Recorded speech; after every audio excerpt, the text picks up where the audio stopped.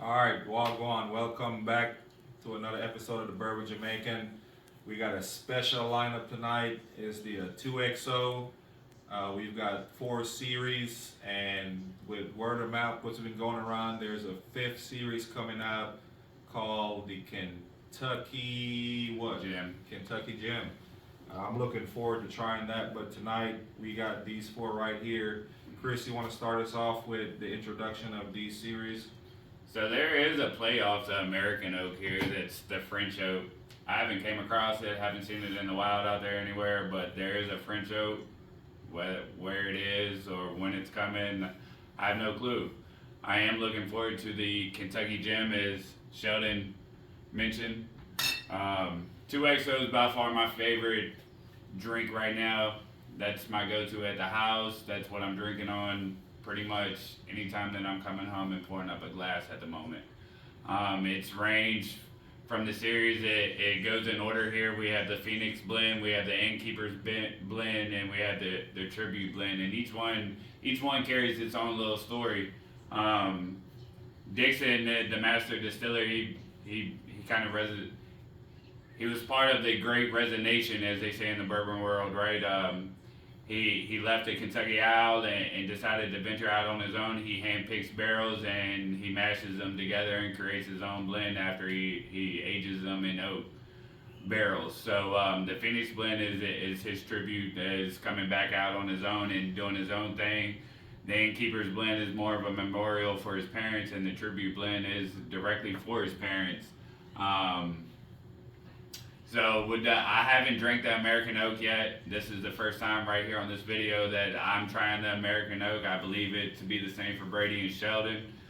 So you're going to get our first reaction right here, right now. As far as the other series, I've drank them all and I love them all. And I would say before going into it, the Innkeepers blend is the better blend out of the four thus far. I don't know if y'all want to piggyback on any of that. I know I said a lot of it and kind of rambled for a minute, but definitely looking forward to pouring this up. Been trying to get this video out to you guys for a while now. We had some other things come up prior to that, so I'm definitely looking forward to pouring this up. Yeah, I've had a small taste of each of the three blends. I haven't tried the American Oak yet. I can't really say I have a true favorite since I've only had one or two pours out of each. So I'm excited to try all four if you guys are ready. Yeah, it's new to me, so this will be my first time trying all four. So I'm looking forward to the experience. So Brady, what are we starting off with? So the first one is the American Oak. So we're gonna go from our left to right. It'll be your all's right to left. This one smells Light on the nose, definitely oaky for sure. Oak and vanilla. It reminds me of a 1910. Yeah, so there's a lot of vanilla, caramel. Definitely the vanilla on my nose over the caramel. That's a different taste. Wow, I did not expect the maple. I got a lot of maple on that. Definitely light on the initial like tongue. Definitely light. I don't taste the maple. Like the maple, I definitely taste the note of maple, but the oakness outweighs it all for me personally. It smelt more to me like 1910. Old Forester 1910 smells more like a fresh cut wood to me, where a Woodford Double Oak is a lot more dessert like. This tastes closer to a Woodford Double Oak to me. It's darker and thicker than 1910 in my opinion, but I get that really strong wood, sawdusty kind of nose to it. That's actually, for the price point of $45-50, that's 2XO's, Flagship. yeah, trying to get in there to compete with the 1910 and the Woodford. I would definitely, I don't know, I love the Woodford. I'm a Woodford, double oak guy. I'd like to taste them side by side sometime. Yeah, Yes. we probably can get that going, but for each of them, about in range, what are they ranging from in MSRP? So this is their shelfer, right? The American Oak, that's coming in about $50 at Kroger. Every other one is going to run you about $100. That's the true price point. Like, you got to ask yourself, is this $100 bottle? I would not. My personal opinion, the Phoenix blend is not $100 bottle. I wouldn't do that. I would Maybe that'll definitely. change your mind tonight. Maybe that will change my mind, and I'll be surprised. The innkeepers blend, I'm spending $100 on, and the tribute blend, I'm spending $100 on. I was definitely impressed with both. I couldn't remember, so I had to look. But the American Oak blend is 92 proof. All the other three, what are they called? Icon series blends are all 104 proof. Ooh. And they're non-age. None of these are age stated. They're just supposedly a low rye and a high rye bourbon blended and then double oaked. So they're probably ranging from 4 to 6 years. So Based- Dixon picked- I've heard picked his rumors. barrels. I've heard rumors that they go from like 5 to 8, but I'm sure there's, especially this American Oak, it's probably in that 4 to 6 range. The $100 bottles though, they might be in that 6 to 8. I don't a little know. bit higher, a little bit more time in the barrel, give it a little bit more of that char flavor. All right, so what we got next? We're on to the Phoenix blend.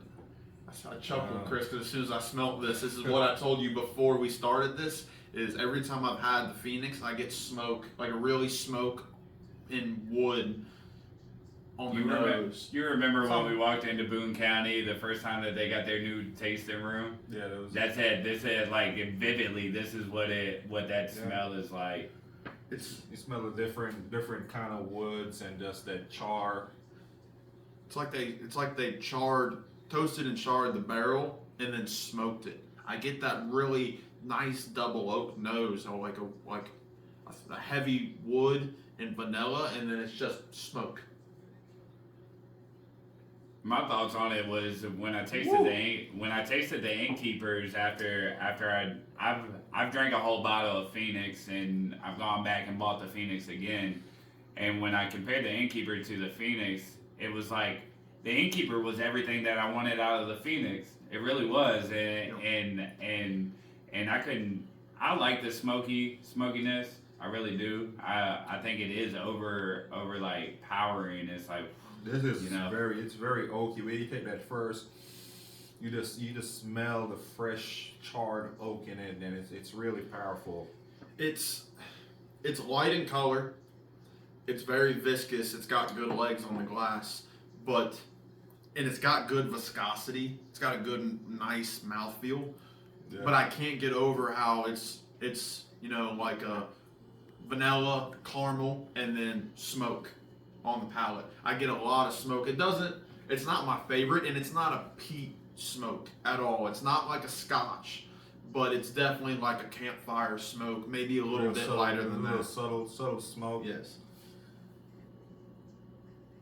Yeah, but it on the glass, like you said, it's real.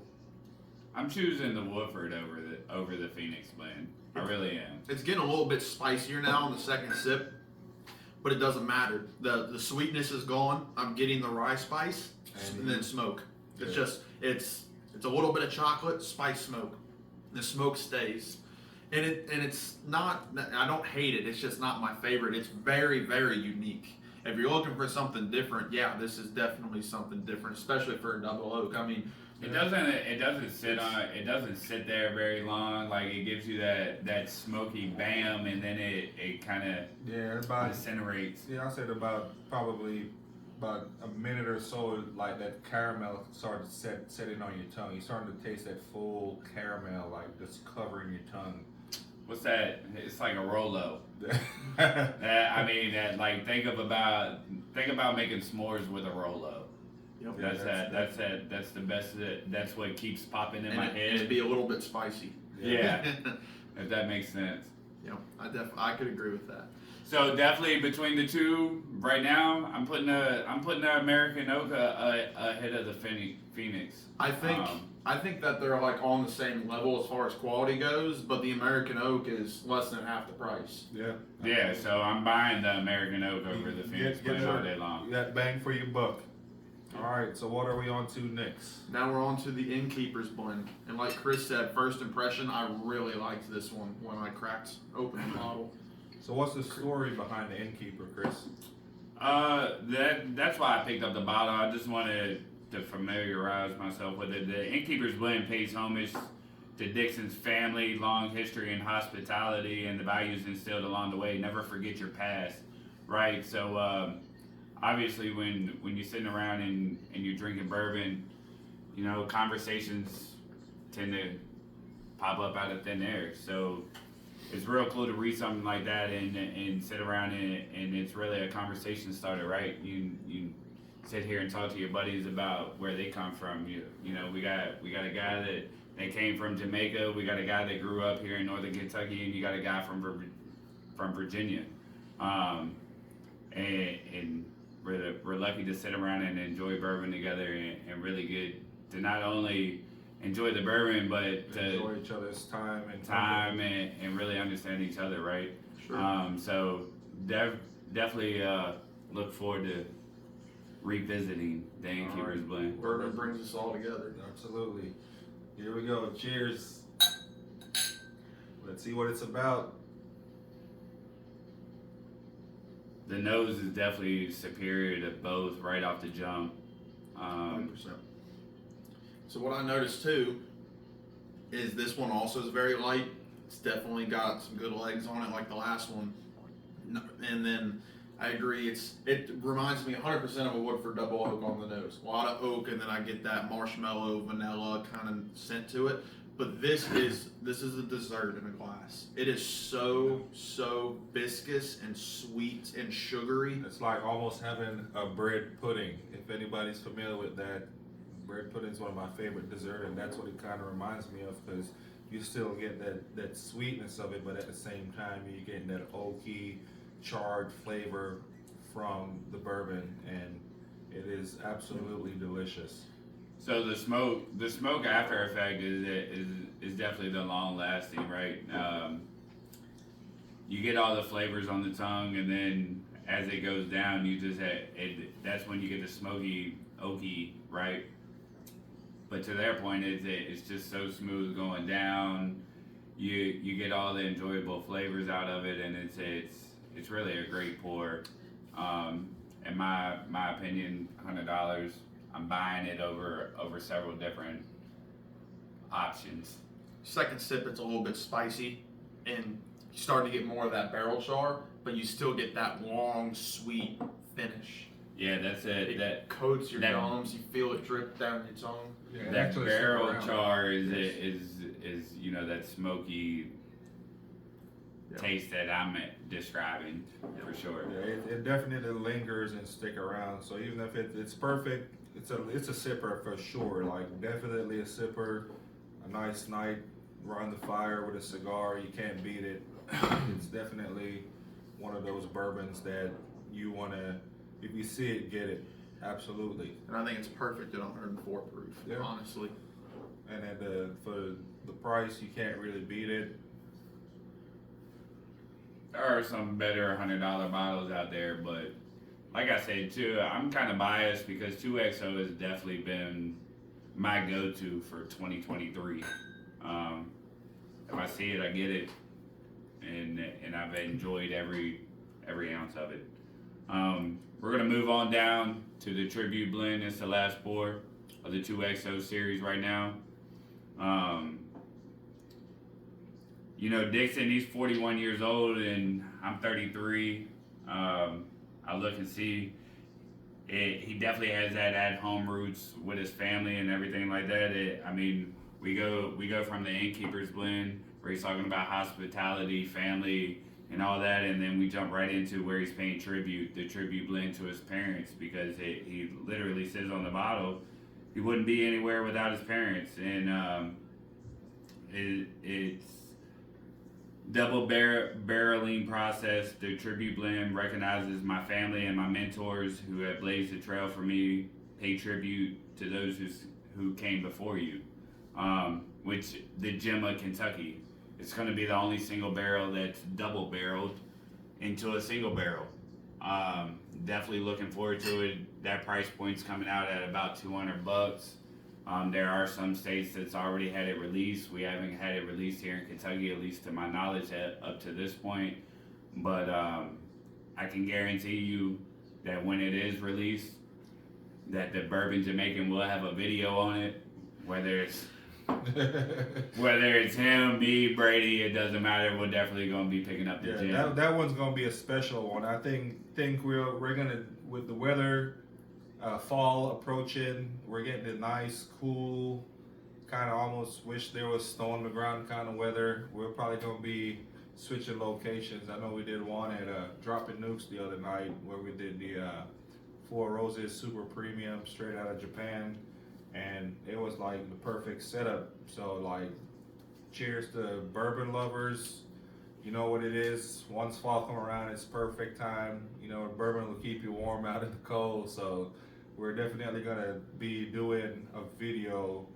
One of us will probably get our hands on it, and we definitely will share our thoughts with you all and let you know. But without further ado, let's get into this one. I think this is the darkest one yet. I was looking Yeah, at it. I keep looking up here at all four to get, Yeah. you know, compare and contrast to the different blends and like they all have a similarity. Yeah. They really do. And the American Oak is by far the lightest of them all, but you know, as far as the 3-part series of the small batch, they all carry similarities in color and everything, but the nose of each one carries its own distinction. And that's where it's at, right? I'm still an Innkeepers blend #1. The American Oak honestly surprised me a lot. I'm It definitely surprised me a lot too. I'm definitely surprised at the price point that it came in. I don't know if I'm buying it over the Double Oak Wolford still, but I'm definitely going there, and I'm debating on which one I want. Shout out to Woodford, because Woodford has been they've been around for a long time, and a lot of them, like, you know, you got your Woodford, your Buffalo Trace, your Jim Beams. They've been the What are you picking pioneer of bourbon. Getting like a cinnamon brown sugar on this one. But it's not like an Amburana cinnamon. It's not smacky in the face cinnamon. It's like a Y'all know I don't do well with cinnamon. I know. I was trying to think of a good way to say it. Like I don't know. You ever had like a pretzel from the mall that was coated in that Annie's. cinnamon? Annie's. Yeah, like the cinnamon brown sugar that they put on the pretzel. It's kind of like that. You can smell the cinnamon. But it's not overpowering. It's not at all like an Amburana. It's a much sweeter, less oak. It's not overwhelming at all. Because I'm not the biggest cinnamon fan either. Like I liked Penelope Rio. Man, the leg on this is like, The legs are yeah, great. look I'm getting at I'm getting like a dessert smell though. Like I can't I wouldn't say it's so much cinnamon, but I am getting like a dessert. surprisingly, it doesn't even have a super burn like the rest of them. It's like pretty subtle. It's like a smooth, like this, almost like, you know, if you have like that Booker's that we tried the other night, it almost like coats your tongue, and it just like a smooth going down. It's like no burn, not like, even though it's about 108. 104 proof. So it's not even, you don't even really feel a burn going down. It's just pretty subtle. It definitely doesn't drink to the proof. I'm not feeling the 104 proof by no means. Not at all. It sits nice on the tongue. It coats it. I wouldn't say it's so much an oily based coat, but it's definitely a coat where you don't pick up much. You don't, like, when it hits the tongue, you get the full flavor as it's going down.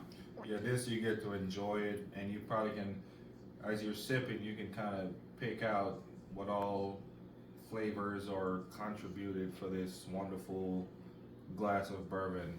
So I've been trying to put the boys onto the 2XO series for quite some time now. Even shout out some of my people in VA.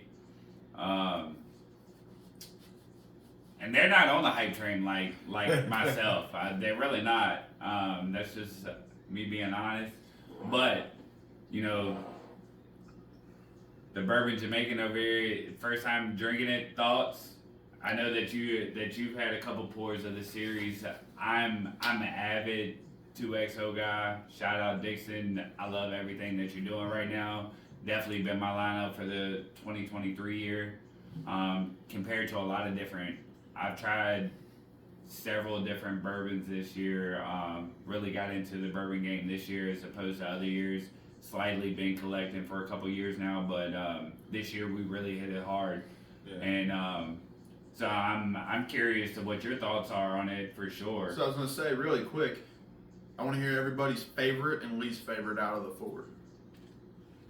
I would say First time user, I'm gonna let the Bourbon Jamaican All right. go and let him give y'all his thoughts on it. As you can tell, listening up to this point, if you're still watching, the Innkeeper blend is by far superior in my own perspective. So for me, the American Oak is probably my favorite. It has a good burn, good flavor, good kickback, kind of lingering in your mouth a little bit, but it's a real good flavor. You don't have that extra or overpowering taste. Everything is just pretty mellow and even. I would say which one we got at the end right there. Tribute on that. The tribute will probably be second, and then the innkeeper. But then the Phoenix, it's really spicy, but it's not as I anticipated it, but it's pretty good. All of them are pretty good, but I would say the American Oak by far is my favorite. So you're not way off base. Based off of other people's opinion, the American Oak definitely surprised them. It surprised me too. I'm more interested in your opinion between the tribute blend of your bottle and my bottle because they do taste different. In my opinion, Then when you had them the first time. from well, you opened up yours tonight, so. I'm one of them guys that think the neck boy is a little weird, you know what I mean? And I know Brady here feels the same way, so that's why I'm bringing up to Brady right now, you know, what his opinion is, because my tribute blend was open, and we was already poured up, and we had a good time with it, and he thought very highly of it, so I'm just putting him on the spot to see what he truly thought. So the tribute blend and the American Oak were both fresh cracks tonight, and honestly, the tribute blend is not quite as sweet as I remember it being when I tried yours, but I think it was still my favorite tonight because of the finish. I get that cinnamon brown sugar on the front that I was getting on the nose, and then it almost gets into like a vanilla frosting, and it's really thick. But I get a very similar finish on the Innkeeper as well, but I don't think it packs as much of a flavor punch as the Tribute does. So the Tribute's my favorite, and then the Innkeeper is a close second, and then the American Oak I actually don't think is too far behind, and then the Phoenix is my last. I think the Phoenix would almost have to be a mood pour for me. Yeah. I'm not a big smoke fan. I hate Scotch. I can't do peat at all. And that's not peaty, but I would definitely have to be in the mood for that smoky finish. But I don't think it's bad. Is it worth $100? In my opinion, no. But if you like that smoky taste, Go for then it. it might be worth Yeah, I would definitely. This is my third bottle of the Phoenix blend, and I would tell you, I would not buy any more than 3. So I'm still riding hard on the Innkeepers blend. That's top in my world. I'm gonna come back to the American Oak. I definitely was surprised and caught off guard tonight by the American Oak and how well it drank and how well it tasted. I was very surprised. I'm between second and third with the American Oak and the Tribute blend. That's where I'm at with it. So I'm probably going to go back to the American Oak in a couple weeks and see how that's doing, and maybe we'll update you. Maybe you can come over to Drop a Nukes page and find that update.